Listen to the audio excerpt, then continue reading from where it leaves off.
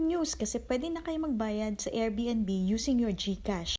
At ito yung tutorial paano gawin yon. So first, click mo yung link na binigay sa'yo ni host. Make sure na nakasign up ka na pa sila sa Airbnb. Ida-direct ka nun sa app. So ito na yung listing. So click mo lang tong check the availability. Para ida-direct ka nun sa calendar. Kung anong date, isi-select mo siya. Pagka-select mo ng date, kita mo na yung presyo. And then, click reserve. Don't worry, wala pang bayaran to. So, i-click mo lang kung ilang guest, kung may bata or may adult. Ito, 2 guest lang. So, ayan yung presyo, yung breakdown. So, may service fee na 14% yan. Kaya dyan sa paggamit ng platform. Bayad ng credit card or GCash. So, click natin yung GCash. So, ito yung cancellation policy. Check mo muna yan bago ka mag-book. Case kasi, no refund ito. So, click mo na yung GCash.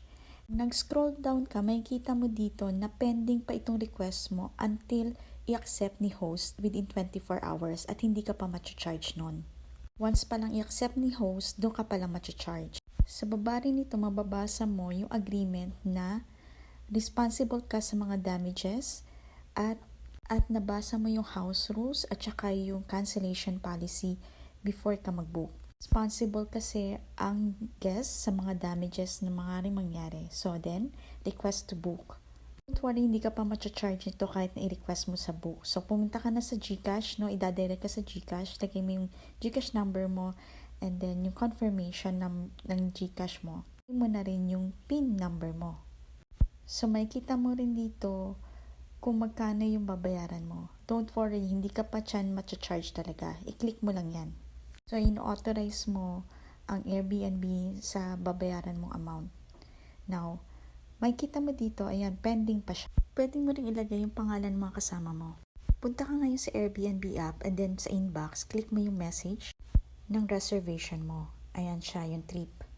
Pero again, pending pa to kasi kailangan ni host na i-accept yung request mo. For faster transaction, pwede mo i-message si host. Pwedeng isulat mo rin yung mga questions mo at concerns mo sa booking na ito. Ayan yung message host. Click mo lang yan, host, or click the show listing para makita mo kung ano talaga yung laman ng listing na binubook mo.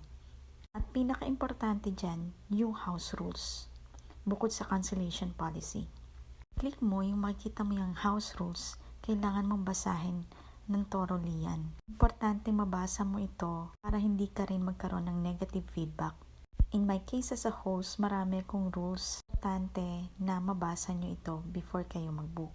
Rin kung ano yung dapat gawin bago kayo mag-check out. Importante pong mabasa nyo ito bago kayo mag-book. At kung may katanungan kayo, pwede nyo i-message si host regarding this. Pwede nyo na mabasa yung reviews dito sa listing or reviews ni host. Basahin na lang yung mga detalye. Bago ang isip nyo, pwede kayong mag-withdraw request. You can cancel the request. Ayan. Click nyo lang yung cancel request and then, ayan, cancelado na siya.